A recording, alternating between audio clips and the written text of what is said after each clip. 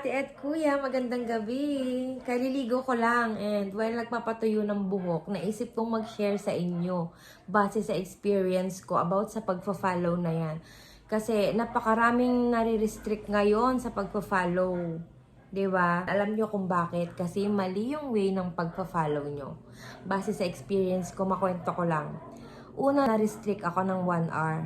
Sa kagustuhan kong dumami yung followers ko, na-restrict ako ng 1 hour dahil follow lang ako ng follow.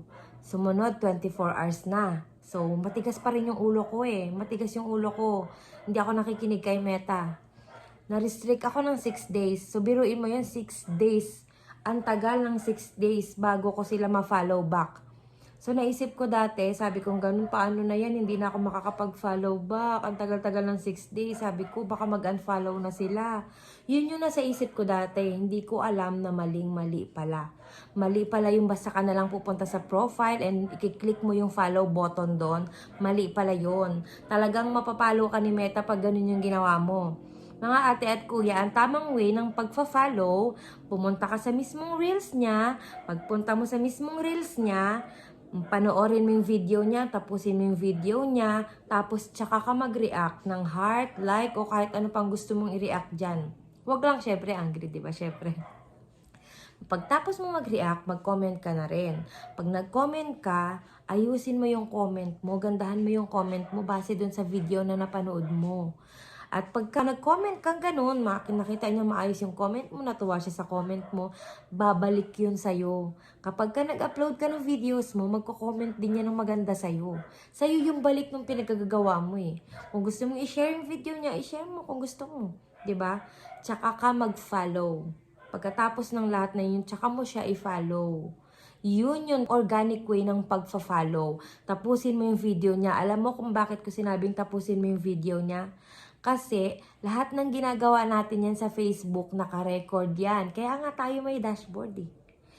Engagement mo, yung reach mo, nandun yung lahat, naka-record yun. Nakikita niyan lahat. Wala, hindi mo pwedeng dayain. Nandun yung lahat, naka-record yun lahat kay Meta. Kaya kung magpa-follow ka lang din, ayusin mo na.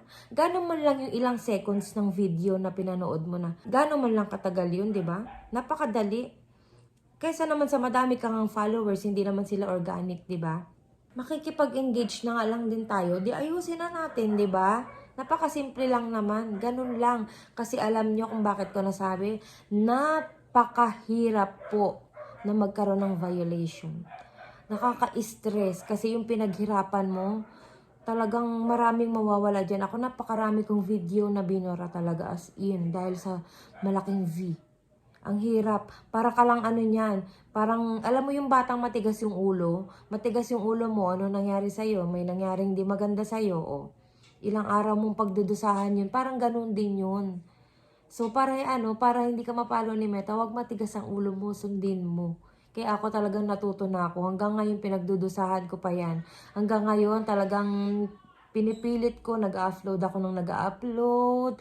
Talagang inaayos ko talaga ngayon. Talagang yung tamang way talaga. Kaya yun lang mga ate at kuya. Sana may natutunan kayo sa video na to. Kung may tanong kayo, comment lang kayo sa baba. Yun lang. Bye-bye. Thank you.